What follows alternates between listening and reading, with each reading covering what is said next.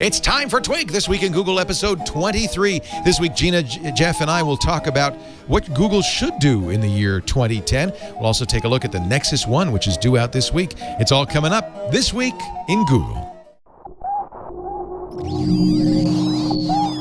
Netcasts you love. From people you trust. This is Twig. Bandwidth for This Week in Google is provided by Cachefly, CACHEFLY.com.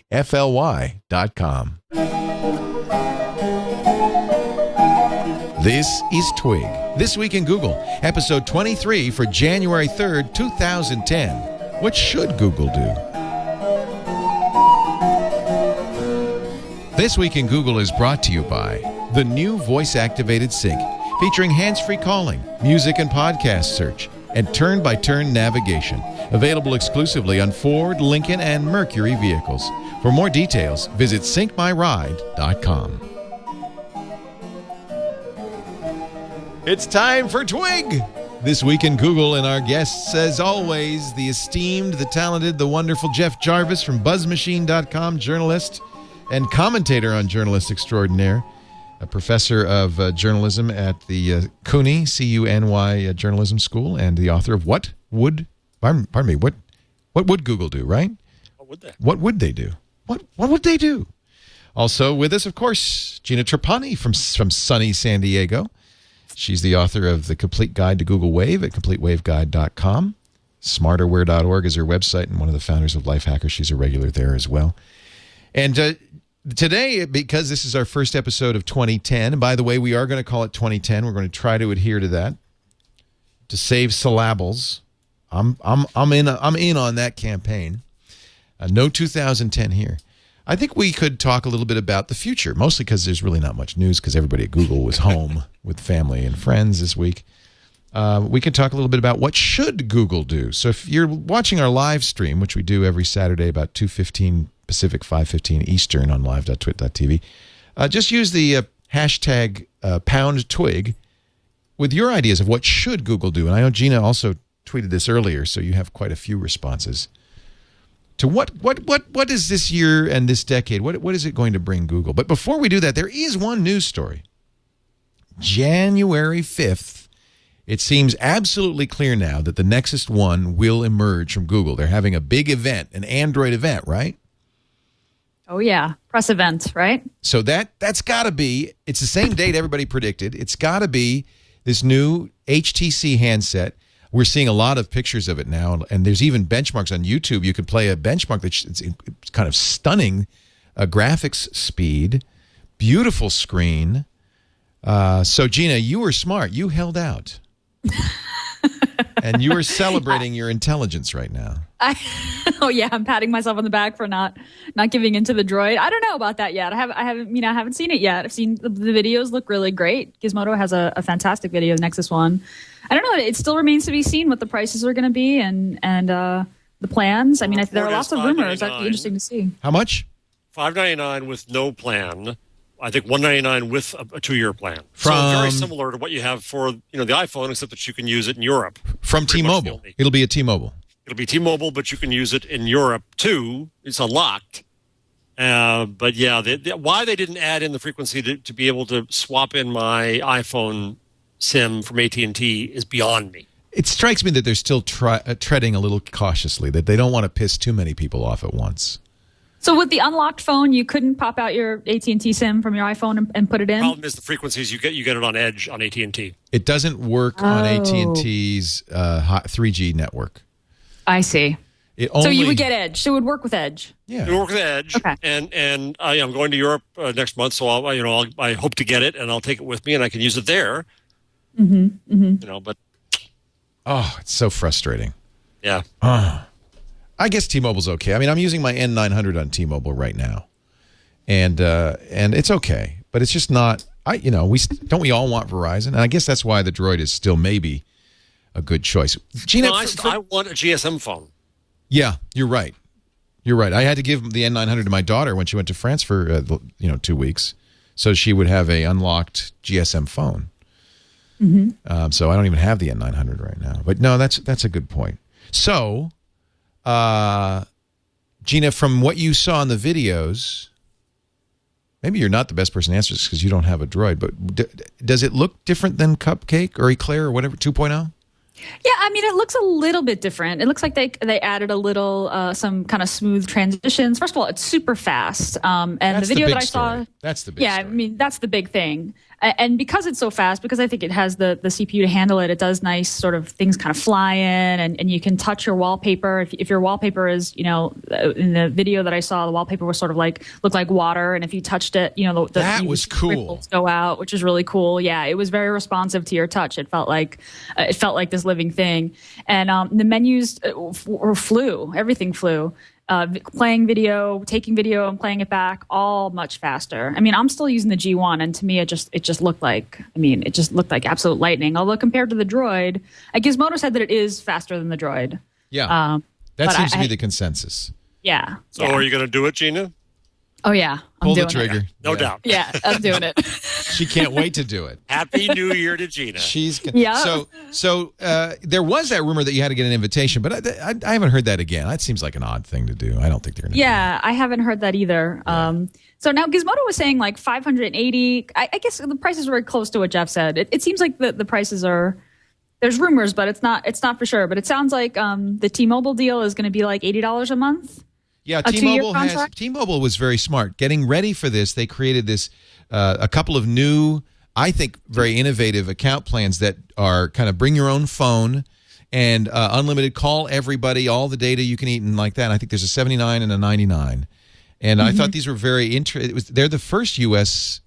cell company to do what companies in Europe have been doing for years, which is to say, bring your own phone. So how does this work? You purchase the phone through Google, and then you walk into a T-Mobile store and say, "Hey, do we know? Hook me up." I don't know. Yeah, no, it doesn't sound like, but it does sound like you buy the phone through Google. Well, I would imagine you could buy it at T-Mobile too. It sounds like it's so tightly, connected to T-Mobile. Why? I don't know. Yeah, why you should be able to walk into a T-Mobile. We'll know Tuesday. We'll know soon. Yeah, Leo, did you get an invite? Are you going to go? An invite to the event? No. Yeah, me neither. Did you? No. Jeff, did you? No. Well, we just host the one and only premier show about Google in the entire Googleverse. But okay. No, I'm sure it's an oversight. Yeah. Yeah. I'm getting ready for. If you're watching, what did we do wrong? Yeah, huh?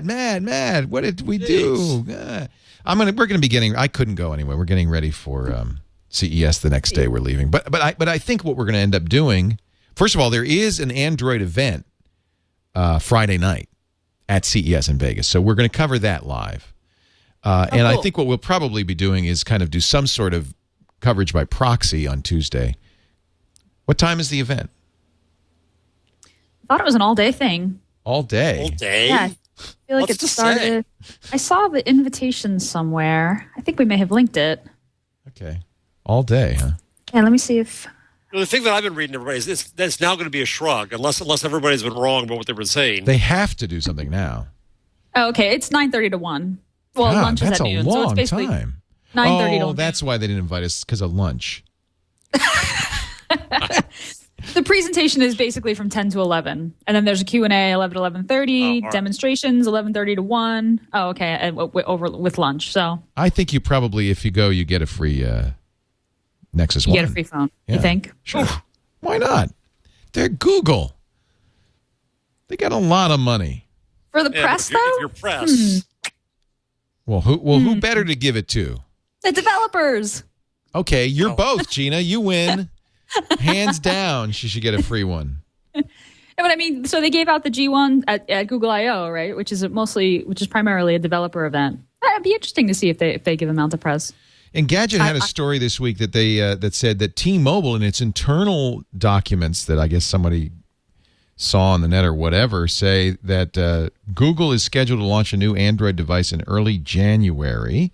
Okay, that makes sense. T-Mobile says in this document that Google and HTC will be directly responsible for support on the handset, bypassing T-Mobile for everything other than wireless service. And again, I don't, we don't. We're all reading tea leaves on this, but this is something on T-Mobile news website, TMO news website, that I think is intended for internal use only. It says, I'm looking at this. Google, with support from T-Mobile, is scheduled to launch a new Android device in early January. The Google Android phone will be sold solely by Google via the web. And this could be, again, a fake. Looks pretty good, though. Support for this device, including troubleshooting exchanges, will be managed by Google and HTC. T-Mobile will offer service support, including billing, coverage, features, and rate plans. See, if this were Apple, they'd take down the entire Google site at 9 o'clock on Tuesday. Google is closed. Come back later. That's good. I like that. We're counting spoons. Come back. I like that. No, they won't do that. I don't think. So we're gonna. I think that's the one and only story of the week. Unless you. So are you gonna buy one, Leo? Oh yeah, I have to. Okay. Yeah. I like my Droid, but and I think that the Verizon network is a really compelling selling point, to be honest, because it's such a fast network. But I do like an unlocked phone. I love GSM, and I love the idea of putting that SIM chip in. So, and so at the end of the day, though, what's the big deal? Basically, it's like getting a Droid, except that you can use it, in Europe. I think the big deal, at least for us, is that it's a Google platform, a solely Google platform. So when you buy something from Verizon, they strip out stuff. They limit it. And I think the Droid doesn't feel too limited, but there's no tethering in it, for instance. If you get a phone that Google designs, supports, and does, then presumably you get the full Google experience. So for me, the chief interest is, what is that? You're right. What is the full Google experience? What happens when Google designs a handset, essentially, or has a hand in designing a handset? Although people have said that they had a hand in designing the G1. So well, they did. I mean, obviously, this is a successor to the G1, G2. This is from the same manufacturer. Looks like a really nice screen. And here's the other question: if does this start to break up the hegemony of the telcos in deals? Is this the first of other bring your own phones? I hope so. To come. I want that to be the case too. I'm just not sure I figured out how this gets us there. Well, I think I kind of read those tea leaves when T-Mobile announced that they would do a bring your own phone plan, because that, to me, that was saying, well, there are going to be phones that we want to, and if you think about it, I mean, T-Mobile is a weak fourth in the cell phone business in the U.S. They need something. So what better thing to say, well, we'll be the geek phone. We'll be the GSM phone of choice. We'll be the one who supports those unlocked phones, so you can get the Nokia N900, which is not supported by any other carrier in the U.S. We don't even directly support it, but you could buy it if you really cared, and you could put our chip in it. And we'll offer a plan. If they'd made it AT&T compatible, then you could bring your phone to either, and they would have broken up. AT&T doesn't have a bring your own phone plan. Well, I think they would have that. Well, no, but except I could take my SIM out of my iPhone and put it in there. But you wouldn't get. You'd get a limited experience. Really? I think so. Oh. I think so. I mean, Well, so maybe that's the difference. I don't know. Yeah. Anyway, from a purely academic point of view, it'll be interesting to see what this Google phone means. But, we might find that out 5 minutes into owning it and then go, oh, back to the Droid. I don't know. EFD. Right. It's supposed to be a lot thinner than the iPhone, or not a lot, but noticeably thinner than the iPhone, which I think is great. It's very expensive. I don't know. How many? Okay, you were talking before we started, and you were saying, I think, Jeff, that somebody was saying we don't use Google like normal people use Google. One of Gina's responders. It was Gina. Okay. Said that. Yeah. I think it's very unusual to see people buy an unsubsidized smartphone for $500 or $600. That can't be a common thing. That's crazy. But I think the subsidy is going to come from elsewhere. The subsidy will eventually come from advertising and not from phone fees. Well, that's true. This could be the less than free phone. That's where this gets to go. I think at some point. But it isn't yet. And that speaks to the netbook. The thing I wonder is, if Google in the Chrome OS model, which is where they'll go in general, is saying everything's a web app, then does this also kill app stores? Why buy an app? I'm a believer in apps. I don't know why. I think that the presentation, the notion of having a standalone app is just something people like, and they didn't like it on the iPhone, and that's why Apple had to do it. They didn't like the web app thing. That's why Apple had to do an app store. And if you're Apple, this is your secret sauce.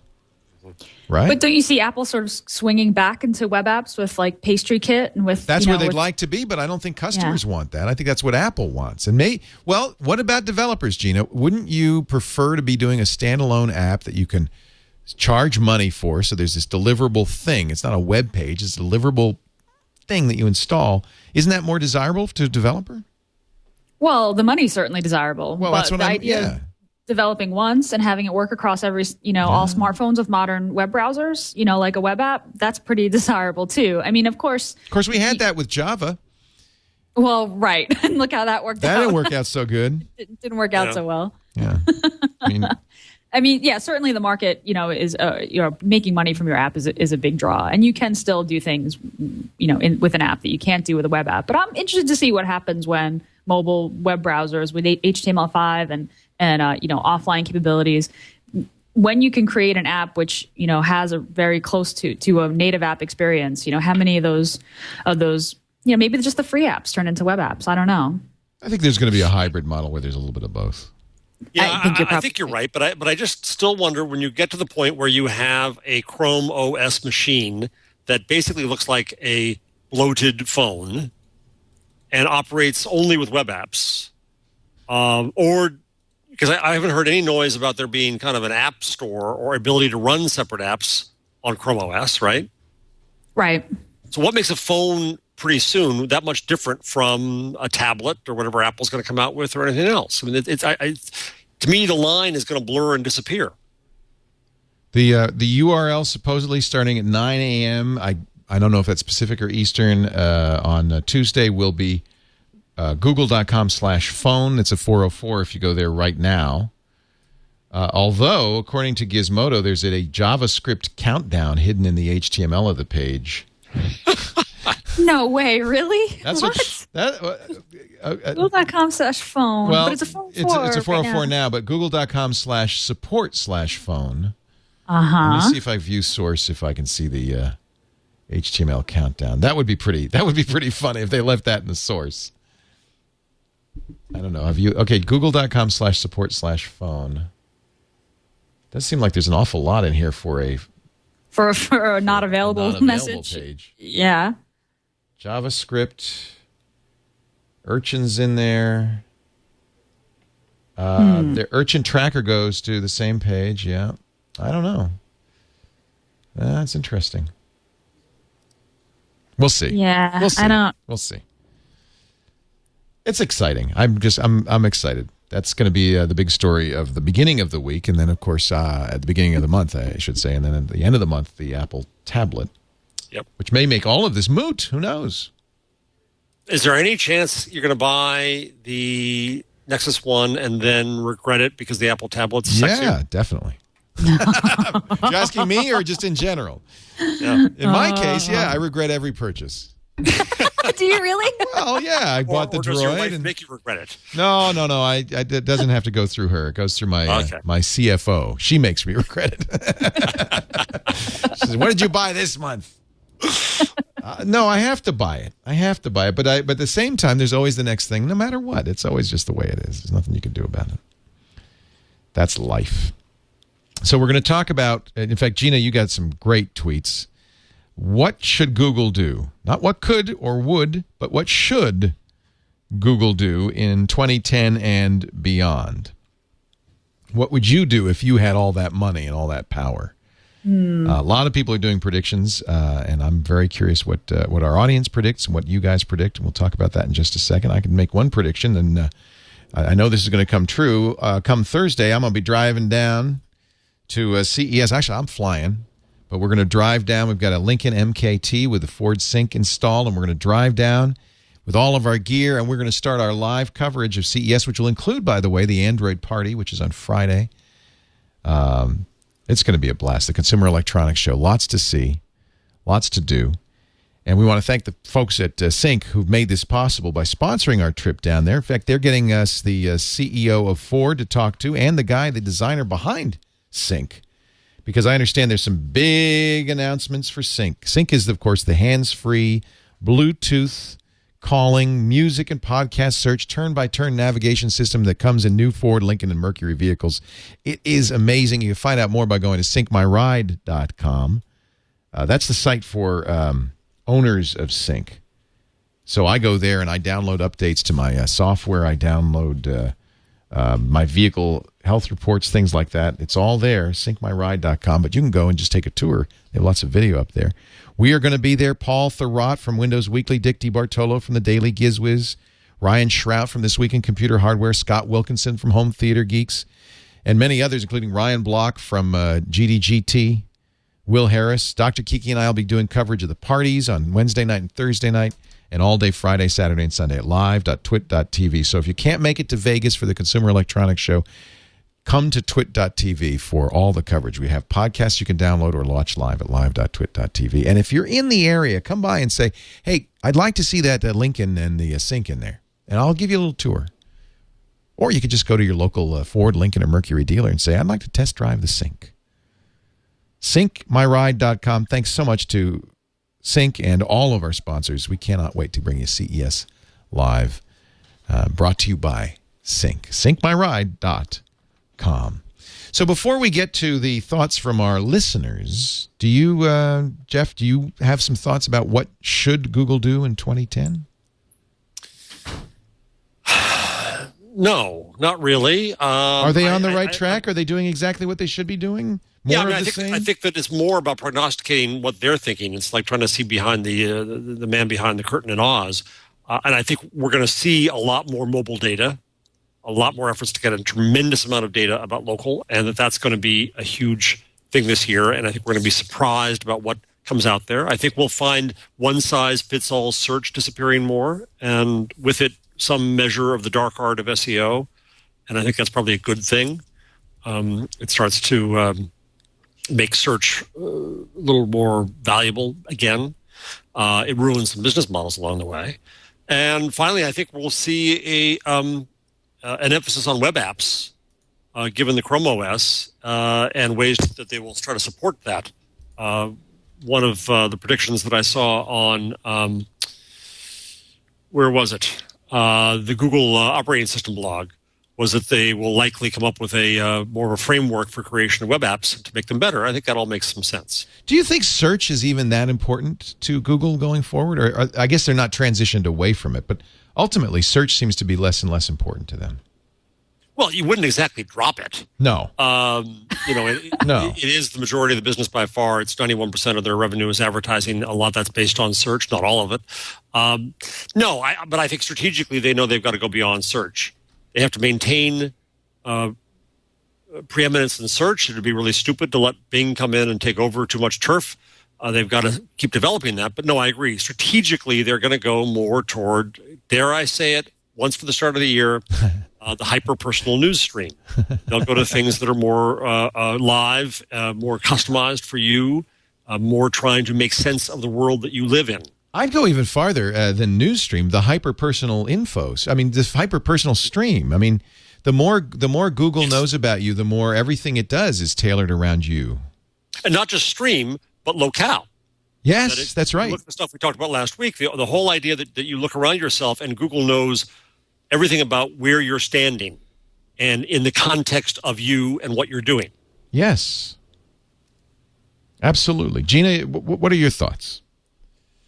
Well, I hope in 2010 that Google delivers on a lot of the promises that it kind of put out there in 2009 and promises in terms of the things that they rolled out. You know, Wave, Android, and Chrome OS and Chrome really were our early beta products that, well, Android's not beta, officially, but I want to see these apps really, grow up and become what they're kind of what Google set out to make them to begin with. I think the other thing this is my wish list, and this is totally from sort of a product point of view. I think the other thing that I want to see Google do, and this kind of hooks on what we talked about last week, which was their treatise on the meaning of open. It kind of really occurred to me at that point that Google is running on. I mean, their business is based on user trust. Like, we have to trust Google in order to give them our data. And I want Google to earn my trust. Yes. So I want them to be even more open. They need to earn my trust. And I Yes. want them to be more open and more transparent. And I hope that treatise on the meaning of open wasn't just this statement about how great Google is. I hope that it's a call to action for the company in general to be more transparent and to explain more about what they know about me and how they're using it and how it benefits me and what the actual risks are. And to I give finally us more got control over it. Yeah, and give us more control over it. I finally got a chance to see that CNBC special, the Inside the Mind of Google. It ran this week, and it was interesting. They talked a lot about being open and transparency and all that. But when CNBC asked the executives how many times had Google been subpoenaed and had to have handed over user specific information to law enforcement because they were compelled to legally, they declined to comment about that. So I mean. Maybe this is asking too much, but I want to know what those numbers are. I want to know relative sort of to Google's whole entire user base. What cases did they have to give up information to law enforcement because they were subpoenaed, and what happened? So yeah, I want them to earn my trust. I want them to be even more open about how this all works and what benefit the risks of convenience, my privacy for the convenience of the service, and I want them to work to earn users' trust more. I would say, I think you're right, Gina. Yes, Yeah. I agree with you 100%. I'd actually take it a next step farther, that Google is going to have an unusual challenge in 2010. They have already started this crazy acquisition spree, and they have a lot of cash in hand, and I think that they're feeling pretty cocky right now, probably rightly so. They have a lot of things to celebrate the success of. And the real risk of all of that is Google could really make a big misstep in 2010. I think it really should use this. I would love to see Google use this year to do exactly what you just talked about, which is to kind of focus its business. It in the 10 years gone by, it bought so many businesses that it didn't take advantage of, let fall like Dodgeball or let waste away like Jaiku. I would like to see it be a little more judicious in its acquisitions, maybe kind of absorb what it's done and make it somewhat more integrated. Google doesn't feel integrated in any respect, and I think that hurts it. And I think as part of earning back trust, I think I'd like to see Google spend this year actively pursuing initiatives, not just to earn back trust, but to open the kimono a little bit, to let us know, just as you said, what they're doing, what are they up to, what are their plans. If they're not evil, let us prove it. This is the time to prove it. And the temptation for Google this year is going to be to do the exact opposite, which is to start a buying spree, acquiring stuff, growing in all different areas. And the real risk is that the public is going to see Google as extending tentacles out into so many areas that they're going to start to literally feel like we got to. This is a problem. As we talked about last week, it has enough would-be enemies in media that they're going to jump on that and start to set that as a tone. And I think Google has to get aggressive in its PR move. But the way to get aggressive in the PR move is to do exactly what Gina said, which is to prove how good they are and show their stuff. And, we'll see if they can do that. But you raised something else, Leo. In terms of the integration of Google, I think what you hit upon is a problem they have within the company. It is too damn big now. It's a corporate culture too, though, isn't it? I mean, don't they kind of encourage that kind of governance by committee, which of course lends itself to that kind of crazy fractionalization? And I wonder if they have if they even have the corporate culture to do that. Do you sacrifice speed, though, when you integrate all the different groups in the company? Because I understand that Google is sort of like Microsoft, and that they try to create like small companies within a big company so that those small groups are more nimble and compete with one another. So I assume that this is Google's kind of same structure. And what you get with that, right, is speed. Groups can roll out new products faster than if it had to worry about integrating with everyone else or getting everyone else's approval. I don't know. I have no idea what it's like to run or organize a structure a company Google size. Who knows? And now that I have 8 employees, I realize how hard it is. It's just crazy. I don't know how you do it with 100,000. But that's a question for Jeff, who's really studied this. Clearly, Google has decided on a kind of unusual corporate governance structure with that very goal, to avoid the pitfalls that maybe Microsoft fell into. But this governance by committee has its disadvantages. I don't know. Should Google think about other metaphors? What is Google? Are they trying not to be Microsoft? Well, yeah, but the problem is it's not just by committee, it's by a committee of two. It's Larry and Sergey still. That at certain levels, from what I hear, is that if they don't like it, it doesn't happen. Right. And so the committees are there to prepare it. It is rather a mogul-y company still. And having worked for task force companies and mogul companies, the advantage of mogul companies is that you get decisions. The disadvantage is sometimes you get some crazy decisions. Well, and you get decisions that are based on kind of, as much as they argue that they're all based on data at Google, they're still based on taste and will. Right. A number of people have quit Google publicly. There was the designer and another one who wrote and written these public letters. And one complaint was just that it's too hard to get anything done. And I don't think it's Larry and Sergey necessarily. It's this whole thing of you have this management level. It's a committee, and that's the sense I got. It was very difficult. You know what? I think you need to. It's a very tough thing to do. You need to do both. Foster the auteur, which I think they try to do with the 20% and so forth, but at the same time create an integrated product that doesn't scare people, and also doesn't leave things behind. I mean, there's so much stuff that's Google's acquired that they've never integrated. Mm-hmm. Maybe those are opposite needs. I don't know. They seem like they foster the auteur. There's every signal this year that they're going to buy more if they really were close to getting Foursquare. There's a lot of things out there to buy, which leads to another question. What do you think they'll buy? Let's go through. Kevin Kelleher in GigaOM has a Google to-do list for 2010. Maybe we could go through these and see what you think. One is make me click on display ads. Well, this is kind of from a business perspective, right? What Google needs to do in order to make a lot of money, right? This is the list. I disagree. I say throw out display ads. We know they don't work. It's not an effective strategy. There's got to be a better way than display ads. Number 2, forget hardware. This is the exact opposite of what Google's doing with the Nexus One. Focus on the Android market. I do agree that Android market really needs some fixing. If your app store is not competitive with Apple's app store, you do have a problem. I know we're going towards web apps and so forth, but you've got to have an app store that's easy to use, that's got compelling applications in it, that the apps aren't like buggy and crashy. You got to do something. Once again, doesn't that go back to your integration point that if that's the way Android operates, it's the way the Chrome OS should operate. Right. But that's not what I hear. Right. They're not going that way. No, so that doesn't make a lot of sense to me. Finally, he says, make enterprises pay. Ask Eric Schmidt what second act Google has planned to supplement search, and he's likely to mention Google Apps. He calls the enterprise market the next billion-dollar opportunity, with apps leading the way. How important is enterprise to Google? It's the only other revenue stream they can see. They're 98% advertising, and Schmidt loves that, but the board says, damn it, diversify, find some diversification. And enterprise is the one thing that they've talked about, because even mobile is going to be an advertising-based thing. Web apps are never going to be a huge revenue stream. So the only thing that's there is enterprise. Is that the kind of business Google can really be in? They're pumping it. They're advertising it. Are they really ready for the enterprise? I don't know. I'm, thank God, not an enterprise guy anymore. Yeah, I know. Yeah. It's never attracted me. I don't even understand it.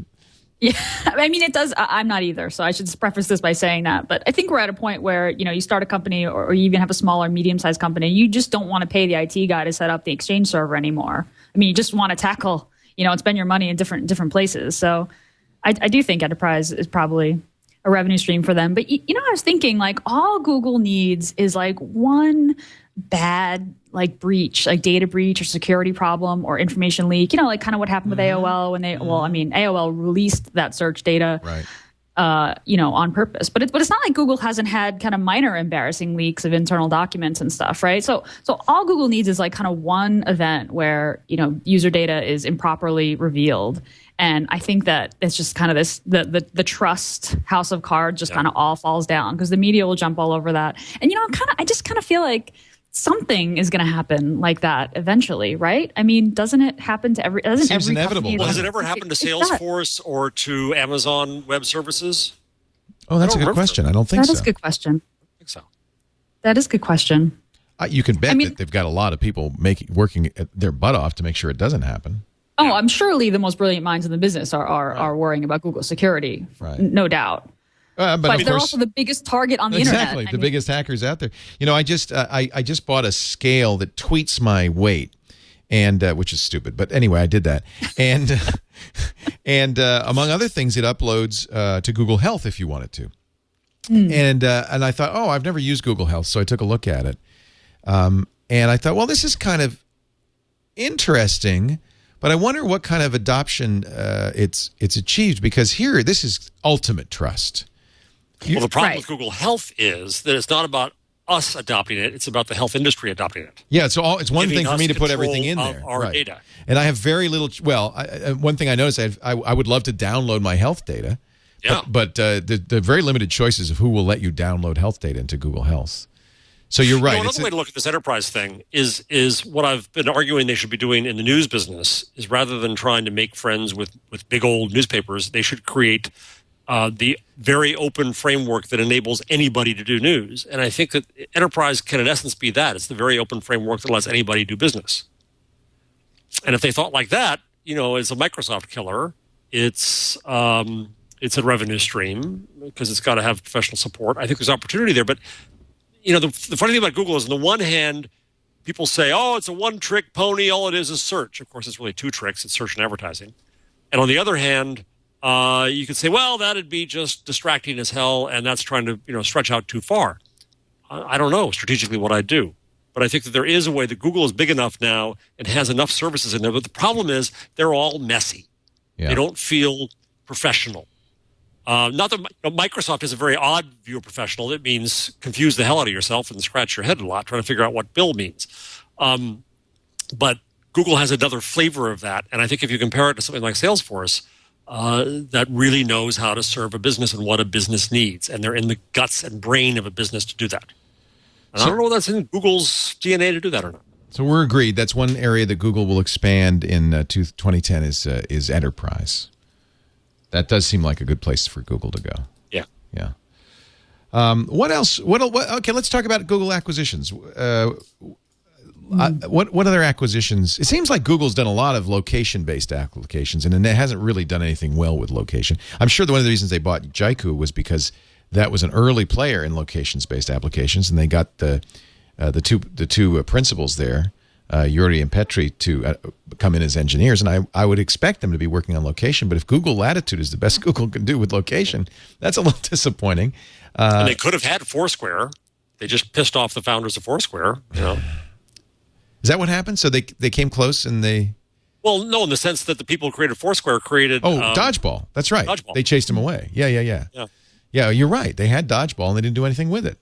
Right. And yet it's very clear with Google Goggles and in general that location is huge for Google. Well, what has been a really successful acquisition by Google? That's the hard... AOL Grand killed Central? companies. Yahoo killed companies. They've all done it. We watch things like, the founder of FeedBurner is now at Twitter as CEO. A lot of people have left. Is it possible to be acquired by Google and be happy? Maybe not, huh? Blogger was a successful acquisition, but Ev went on and left. And most of the team left, I think. Was Google Analytics an acquisition? Yeah, that was an acquisition. Wasn't that from they bought Adaptive Path? Yeah. Was that? I don't know how much of that team survived. I don't know. Maybe that's the greatest management challenge they have. They cannot do it all themselves. They've proven they can't do it all themselves in certain areas, like social, like the location apps. But acquiring, though it looks easier, may in fact be more challenging. Even, what would arguably be their most high-profile acquisition, YouTube, hasn't been a success in the sense that they've monetized it yet. They're on the verge. I think this year we'll finally see They're on the verge. Is it going to be, Jeff, that they get the networks to start using it? Yeah, that's where it's going to. The interesting battle that's on just this week. We have Fox was threatening to pull its stations from Time Warner and other cable operators, demanding $1 a month per subscriber. And to me, that's News Corp just trying to eke out the last drops of milk from dying Bessie the cow here.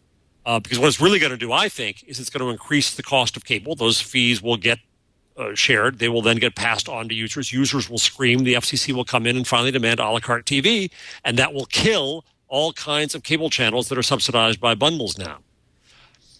Long-winded way to get back to the point here.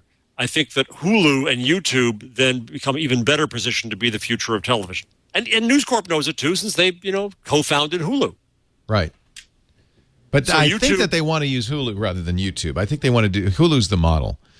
Yes, it is, but YouTube has too much audience to ignore. It's got the audience, yeah. And it's what you said before we got on the air, quote-unquote air here, that you were talking to somebody, and I was eavesdropping, that you're getting new viewers on now that we have video up. Putting Twig on YouTube, I think, has actually increased the audience considerably. That's the key there. So that's the beauty of what YouTube did, was it got the huge audience. That's what has to be reckoned with now. And it'll figure out the models to go around it. So I think, but to your point about integration or acquisition of YouTube, it's not integrated at all. It is a separate company. Right. I'm looking at the list. This is actually a great list on Wikipedia. Thanks to the chat room for pointing me to the list of acquisitions by Google. First acquisition, Deja News, which became Google Groups, right? Then Blogger in 2003. Deja News was 2001. Outride, Nectonic Software, Applied Semantics, Caltix, Sprinx, Genius Labs, Ignite Logic, Baidu, that was the Chinese search engine. Picasa, that was a good acquisition. They've done well with that. My goodness, that was a good acquisition. Yeah. I don't know if they're making money on it, but it's given them really a very credible entry in the photo sharing space. ZipDash, Where2, Keyhole. There's a good acquisition. That gives them all the maps of Google Earth. Urchin for the web analytics. Dodgeball, Rick Wireless, Current Communications Group, Android was an acquisition.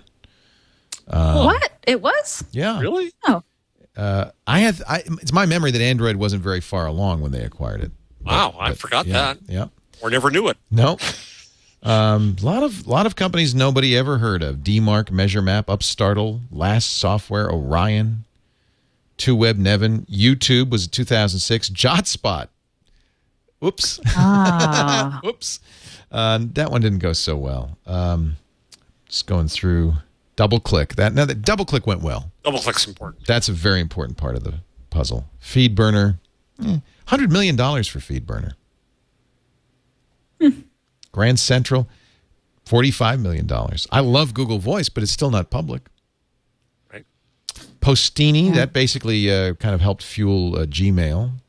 $625 I think the behind-the-scene ones where they got teams infrastructure. To stuff. Yeah. Yeah. Recaptcha, AdMob, we don't know yet if that's going to be very valuable. They bought that last month or 2 months ago. Gizmo, they bought a couple of months ago. If you look at these, there is a little method to the madness. They bought a lot of infrastructure for search. Then they kind of started doing some interesting things around, say, ad sales and advertising.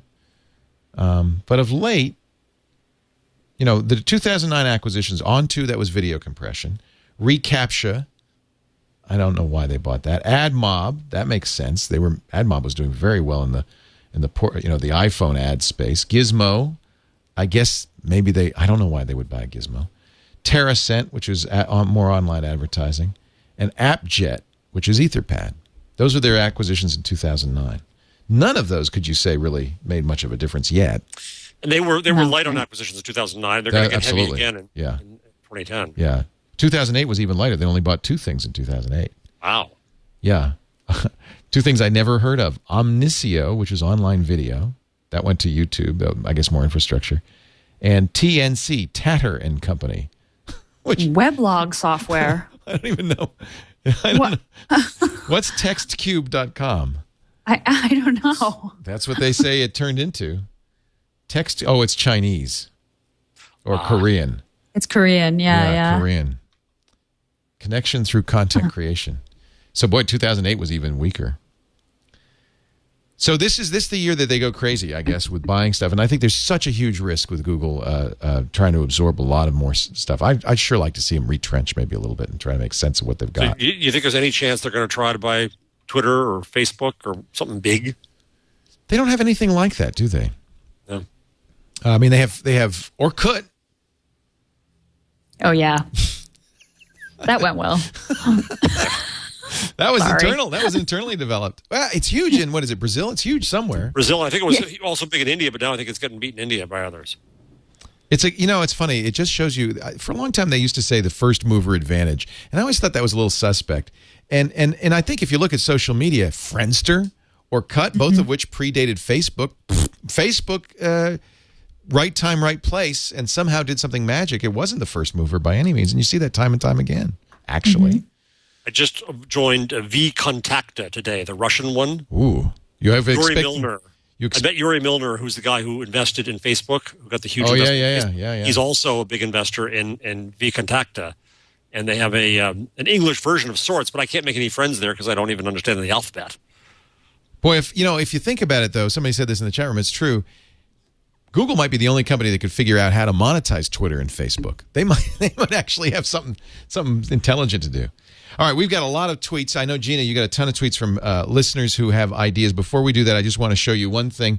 If you go to google.com on New Year's Eve and New Year's Day, and still if you go today, and without entering anything at all, just press I'm feeling lucky, Google will do a crappy little JavaScript fireworks display just for you. It's very 1999. I dig it. It is so 1999. I'm surprised they don't have snowflakes falling. In fact, it's not even well done. It overlaps. It's like, this is so crappy. Come on. Well, if it were an HTML5, it'd be good. Oh, maybe for all I know it is, but it doesn't. You'd think they could do something a little more interesting. I did test it, though. It goes forever, just in case you're curious. It never stops. It just, how did that happen? It just keeps on going. All right, Gina, you tweeted earlier asking people, what should Google do in 2010? I have some, too. I tweeted as well, and we've got quite a few responses. You want to go through a few of them? Sure. Right. I think my favorite of all the responses I got was from Luke. He said, I want an implant chip that projects search results onto my eyeball when I point it at something. Heads-up display. That's what I want. Heads-up display inside the eyeball. I like that. I'm with you on that one. Yeah. Got a lot of iPhone users wanting Google Goggles and wanting Google Voice and wanting turn-by-turn maps on the iPhone, which were pretty much all of Android's, kind of advantages, right, over the iPhone. A few people mentioning they want a tablet. I suppose an Android tablet, but Gizmodo reported this week that HTC is working on an Android tablet with Google, so that'll be interesting to see and how it compares to the mythical Apple tablet.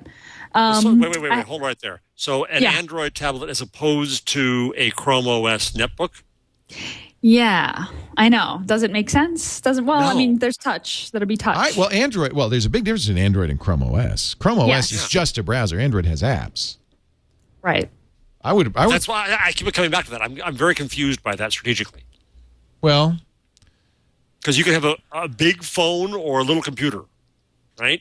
And who's to say what the difference is? Right. I think this world is going It's in their interest to get past this idea of the phone. Right? We have to get past the idea that what we're carrying around is a phone. It's not. It's a computer. It's an incredible computer. It's always connected, but it has all the power of computer stuff. Because that's where Google's going to really win. And if we keep on thinking of it as a phone, that's too limiting. So anyway, I'm sorry. I'll get off this horse. No, I'm with you. In fact, I was hopeful that Google would actually completely disintermediate the wireless industry. I mean, Google could. It's the only company that could do this, but could if it had got some spectrum. Still could, I guess, as an MVNO, just kind of destroy the wireless industry. And I don't think there's anybody who would shed a tear over that. Except maybe the people who run Sprint and T-Mobile and AT&T and Verizon. I mean, it would be a very interesting play, because then the freemium system really works. If you control, I mean, maybe also that's when the Department of Justice shuts them down. But if you can control the distribution, give away a phone, and then it seems to me this is just such an obvious model. They maybe just be scared that it's just too monopolistic. At this point, I feel bad for Google, because I think they are now, at this point, they're large enough now that they have to tread very carefully with regulation. They're seeing that in the EU, of course. What about Wave, Gina? Was 2010 going to bring Wave? Well, lots of people are hoping for Gmail integration with Wave. I mean, I think people want Wave to be something, really useful, and it's not right now. So people are saying, I heard from a lot of folks saying, I want Wave to integrate with Gmail. I want Wave to, be something that, that I really, really want to use. Right now, it just seems like kind of a fun toy with an interesting promise. I mean, obviously, I really hope that Wave does well in 2010, and I think it's going to. I wouldn't have written the book if I didn't. But it'll be interesting to see how that happens. I think Gmail integration would be a really good way for Wave to get in front of a lot of eyeballs and get people playing with it. That's what Hexvox says. He says, I want an option in Gmail to have Google Wave be the default client. Yeah, that would be sweet. Although, the Wave folks are kind of opposed to, they're like, email, spam, and it's so old, and we're doing a whole new thing. I hope they can kind of get over that and work in some sort of integration that, pushes the new protocol forward, but still gives people, that degrades gracefully, that still gives people who want to just use email some sort of option to communicate via Wave. McCant says, I want to see, as an educator, I'd like to see Google develop a learning management system because Blackboard is so terrible. There's also there's Moodle, which I actually like quite a bit. That's an open source learning management system. I could see Google acquiring Moodle and using that to make something more powerful. They already acquired. What's the name of it? Oh crap! You mentioned it a few minutes ago. The wiki company that they acquired. JotSpot. Thank you, JotSpot. I guess you could do it with JotSpot. Sure. I use PBWiki for my classes. Yeah. Mm-hmm. In fact, that would be, you mentioned enterprise, but there's a whole other category that they could do, I think, quite well in is education and schools. Google Docs. I'm sure a lot of schools are using Google Docs and interested in using Google Docs. Has Google made any outreach to education? Oh, yeah. They bragged about how many universities are now using Docs. Good. Because that's, I think that would be. But once again, I don't think they're packaging it as well as they could. I think a number of universities are at least testing Gmail instead of the traditional email server. Well, a number have gone over to it. Yeah. But I would like to see Google really focus on that. I think Google could do a great job with it. And there's a lot of reasons to do that. You want to win over young people. Look how, Apple and Microsoft both fought that battleground, trying to get young people using those computers as they, grew up, so that they'd be fans when they did grow up. I mean, I think that's where Google should be aiming right now. Well, I think you can go beyond this and change the very structure of how we educate, and that's getting a little too highfalutin here. No, I think that's exactly what Google should do. Has the power to do. Exactly. I mean, Apple's making little noises. Apple with iTunes U has, in a very subtle way, kind of encouraged universities to start publishing courseware, publishing lectures. And it is a little bit undermining the model for universities. I think we go to a model of a lot more star lecturers and then local tutors. Yes, I'm with you on that. And that'll happen in the sense of, I think, university classes. If you want a great physics class, you'll get the lecturer from MIT, and then you'll have somebody around here who can explain what the hell it means to me. I'm about to, I think, join the board of Reading for Blind and Disabled. And what I've learned there is that I think almost 90% of their client base is not blind, but has learning disabilities of various sorts. Oh, interesting. And fascinating. Yeah. And what it really amounts to at some level is a form of tutoring.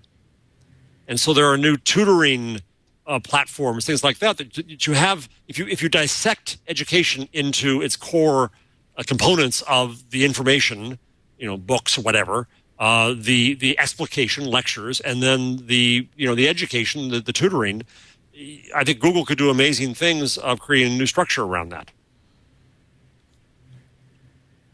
Yeah, I mean, I think there's a huge opportunity there. My dad, who's a college professor, for a long time, I think, thought that the future of the university was almost in a way the past of the university. Universities originally were kind of collegial, in the Middle Ages, collegial environments for scholars to get together and discuss. And it was much less hierarchical, much less teacher-student. And he's of the same opinion, going along the lines of what you talked about, Jeff, that the lectures are distributed universally, globally, from the best lecturers in the world who give the lecture once, and it's recorded and distributed. And then these small collegial environments spring up, which are really more discussion groups. It's kind of an Oxford model. Oxford, exactly. And what did your dad teach? Earth sciences. He's a professor of geology. Yeah, he's retired about 10 years ago. But yeah, I think it's funny. We've had this discussion for 15 years about what would happen to the university, and it's getting more and more clear that the current university model I get in trouble when I talk about this. Don Tapscott really got in trouble when he wrote his article saying the universities are dead. But it really does seem that universities are, and as you and I, Jeff, have kids who are going off to very expensive universities next year, God willing, you have to kind of ask the question, is this really the best thing for a kid to spend the next 4 years doing? What would be the best thing to do in the new world? I think it's worse than that, Leo, is that I get pangs of guilt saying that, have I wasted the last 4 years of my son's time and the next 4 years to come? Is the system that we have the best or not? Or my daughter, who was a wonderful writer, I now read what she puts into schools because they tell her to. I read her assignment yesterday, and it was a long, big assignment, and it told you to do it in 3 paragraphs. The paragraphs were this big. The paragraph was 3 paragraphs, damn it. Only 3. It made no sense. Right? You just stamp kids out as if they're on an assembly line, and it's just wrong for the Google age. Well, and who better to reinvent this than Google? I wonder if they've got anybody thinking along these lines. Or maybe that, again, I hope Google is not getting gun shy, worrying about getting government regulators involved. I hope not. They have this great opportunity, but they have many great opportunities, don't they? Google says Gibran Ramia, I'm sorry, Gibran. Google should start making TVs for free. Eventually, every company in the world will be run out of business by Google. It's true, though. They could do freemium or cheaper than less than free of a lot of things, right? I'm kind of surprised that Google hasn't gotten into like a project management app or like a task. I mean, there's Gmail tasks, but it's still really kind of limited. And it was a labs feature. Yeah. They should hire you and Merlin and do a decent task manager.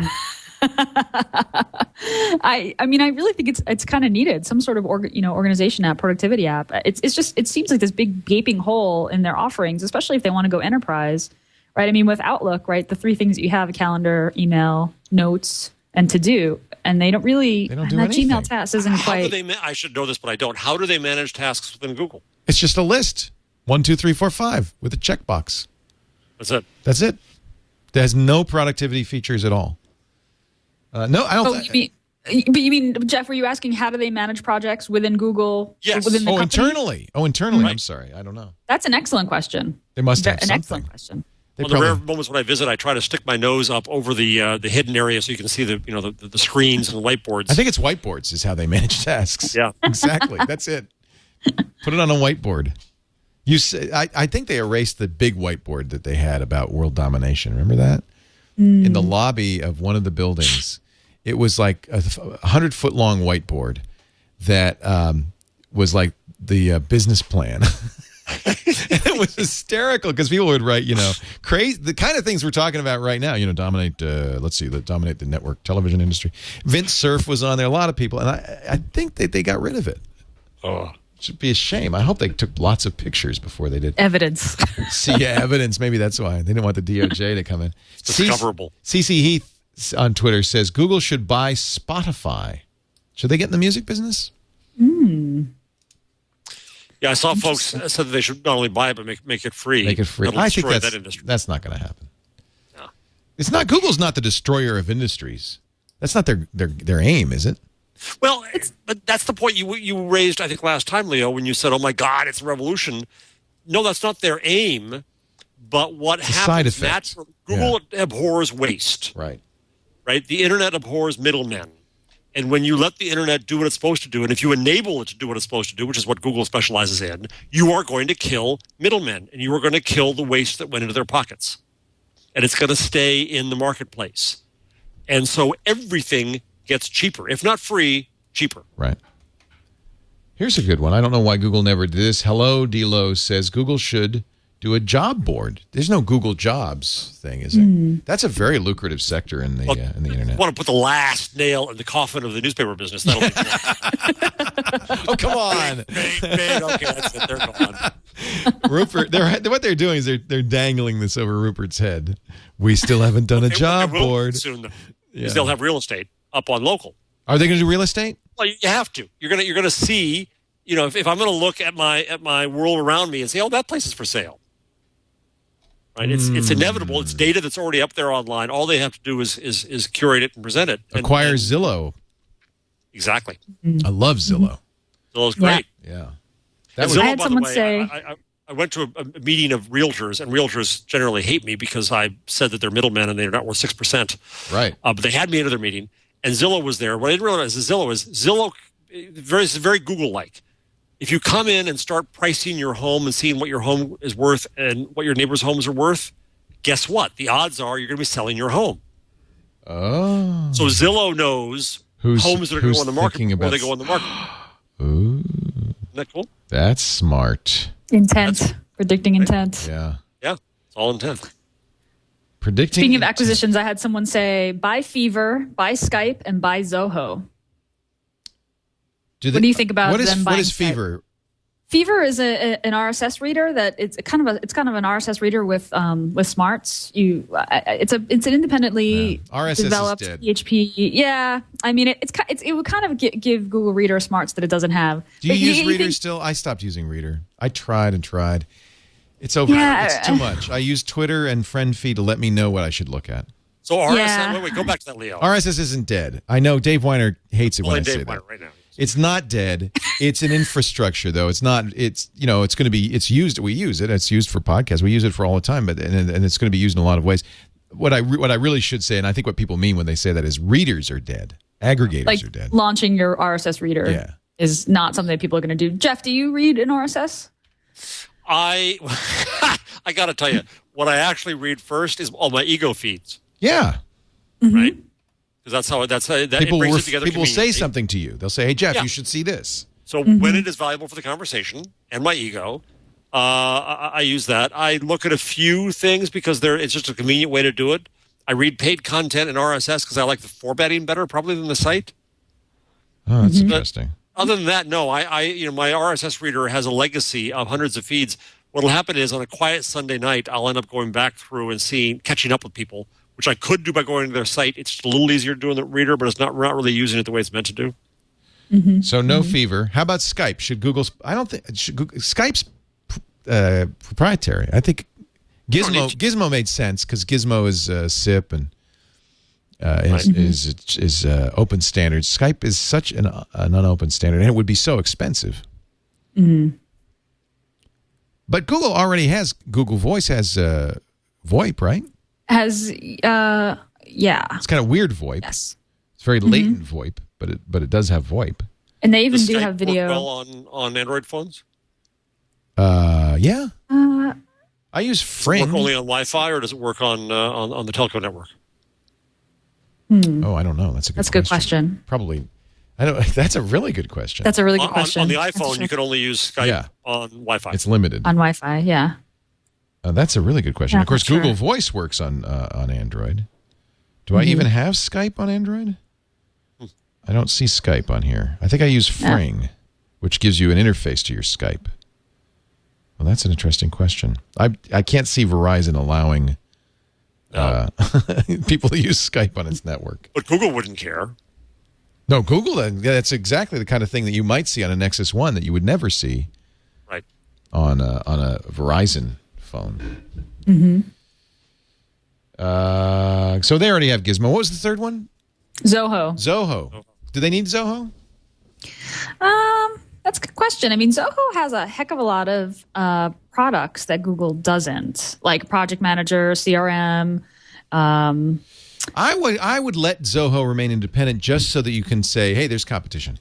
Yeah, exactly. Same reason It's true. Microsoft didn't swallow Apple. Just there's competition. Right. I like that there's competition for sure. Yeah. In fact, But they should Zoho feed does them a have little some pretty money. Under cool the stuff table. that could add to Google's enterprise offering. Right. I wonder if they should buy Salesforce. CRM. They don't do CRM, but boy, that would be a natural for them. Boy, would that be a natural. I'd like to see that. How about Stephen F99 says elance.com. Elance is a neat site. I mean, talking about Yes. job sites, it's kind of the opposite of a job site. You're a freelancer, you post on there, and if people need somebody to do, say, some graphics or web design or whatever, they go to elance.com and hire you. And in a post-employment world where we're all independent agents, that's what's going to take off, and that's the infrastructural play for that change when we all get fired. Yep. And Google be nicely poised. It seems to me jobs and Elance, that kind of thing, that's a really good place for Google to play. Because, again, intent. Somebody starts haunting Elance or haunting a jobs board, you kind of know what they're up to. Right. So if you make it, so they don't buy Facebook, then they buy LinkedIn. LinkedIn would be a great acquisition. Because, better Reed than Hoffman Facebook. would know how to navigate. Yeah. Google. Well, didn't Reed work for Google? Where did he come from? I forgot. I've forgotten now. Chrome OS tablet, you mentioned that. Let's see. Any other good ideas here? Google should design a home theater PC using Android. Maybe. Brian K. Woodward says 4 words: refrigerator powered by Android. Yeah, I'm seeing some kitchen appliances powered by Android came up as well. I think when we were talking about Zillow, you said something that was really very interesting. I guess this is something we've talked about before, but the idea of what Google really wants to collect is intent. Intent. That is. Keep that in mind at all times. It's intent.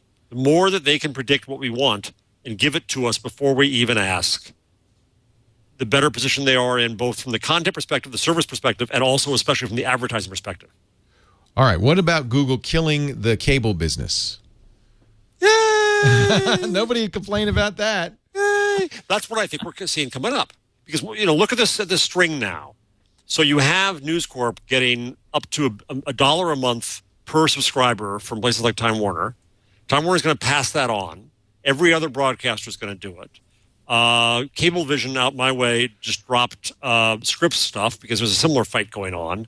So what's going to happen is the cable networks, which are now more desperate for advertising, News Corp has basically surrendered advertising as a business.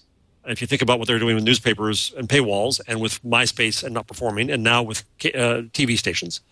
So that's going to make the cost of cable go up and up and up and up.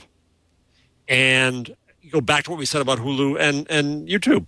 I think they're perfectly positioned, and cable's the next big media play to disaggregate.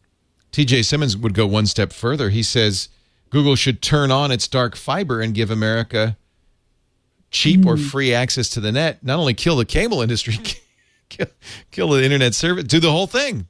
I think they'd die to, in a way. Gosh, that would be great. When they did own for about 2 hours, when they were the lead bidder for that spectrum, right, in the auction, when the founders talked about it, they practically giggled maniacally. Oh, totally. They'd have all this bandwidth, wireless bandwidth.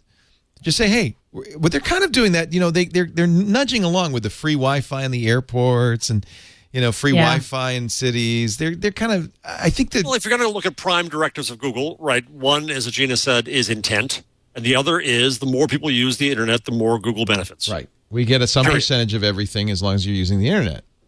Right. And the more ways we can have you to use the internet, phones, tablets, devices, whatever, and the cheaper we can make it for you to use the internet, and the more reasons we can give you to use the internet, the better off we are. Because we are the internet. We are Google. Love it. Well, here's the one thing I think Google should do in the new year, is they should do exactly what Gina Trapani did. They should ask the public, what should we do? That's a great idea. That's a great idea. Should. Put it out to crowdsource it. Yeah. Tell us what to do. That's a great idea. Well, it's great. We thank you all for all of the tweets and the feedback. I think it's really fun, really interesting. If you do a search on Twitter for #twig or for @Gina Trapani, you'll see a lot of those. There's hundreds and hundreds of them. Mm-hmm. And I like Hernanry's tweet. He said Google should sponsor Twig. Nice. But I wouldn't take the money. No. We wouldn't do that because there'd be no question that we. Oh, dang. That whole conflict thing. Would you take it from Bing, Leo? Yeah. That'd be pretty funny. By the way, while you're searching, you might want to check out Bing.com. Then we would be completely objective, right? We'd know we're objective. You have a choice. You have a choice. You have a choice. Use it. All right, time for our tool number and our tip of the week. Let's start with Gina Trapani and her tip of the week. Gina? This is a pretty cool tip. I got this from my friends at Lifehacker. One of the readers wrote in with this. We all know that Google's suggest drop down in the search box has gotten really good lately, and you can use it to kind of find alternatives for things if you use the VS, the versus shorthand. So this worked really well with software, right? So if you're looking for an alternative to iPhoto, say, you just type into the Google search box iPhoto space versus or VS, and you get kind of a drop down, and you can see, and actually Leo is looking at a screenshot now. This is the Lifehacker article with Notepad. Yeah, text editors. If you're like, hey, I like Notepad Plus, but I want to see something else. What are other people using? Type in Notepad Plus, VS, and you kind of get this list of stuff that other alternatives to that software. And it works for a couple of different things, although it works very, very well for software alternatives. Is this something Google did, or is it just kind of an artifact of their prediction? This is totally just an artifact of search. It's just, people writing about. So a lot of people have written articles about Google, or let's see, I'm looking at Photoshop versus Illustrator versus GIMP versus Lightroom. And it really is a great job of giving you alternatives. Yeah. And it's just kind of a happy accident. Wow, that's great. Let's see. Starting out that way, and you can kind of use it for products too, though it doesn't work as well. It doesn't work for Twitter because I get Twitter instead. Twitter versus Facebook. Twitter versus Facebook versus MySpace. Twitter versus RSS. Well, this is kind of interesting. You do iPhone versus BlackBerry, Droid, Android, BlackBerry Storm, Palm Pre. It's kind of an interesting way to see what people are comparing. I typed in Democrats versus. The first one is Republicans. The second one is Whigs. I like that. When I joined Contacta.ru, the choices for political stances included communist and monarchist. Ah, yes. Bring back the monarchy. I'm in favor of it. Very clever. So just add VS to your searches. It's so cool what you can do with Google's suggestions in general. I just keep coming up with fun things. Jeff, your number of the week. And you didn't hit it this week. Thank you, Leo. I stayed well away. 7.56, which is what Hitwise says was Facebook's market share on Christmas Eve versus 7.54 for Google. What? So that makes it sound as if, my God, Facebook is bigger than Google. But as Search Engine Land, Barry Schwartz points out, Google's not just Google. Google's Gmail and all kinds of other things, and these numbers don't include that. And we can obviously get results and get things like search suggestions without even going to Google. Nonetheless, give Facebook their credit that they are now as big, at least, as Google.com for a day or two. Pretty exciting for Facebook, I guess. Yeah. Yeah, pretty amazing. I guess everybody's posting pictures or wish. I noticed on New Year's Eve, I got a lot of people saying Happy New Year. Did you see the video from November?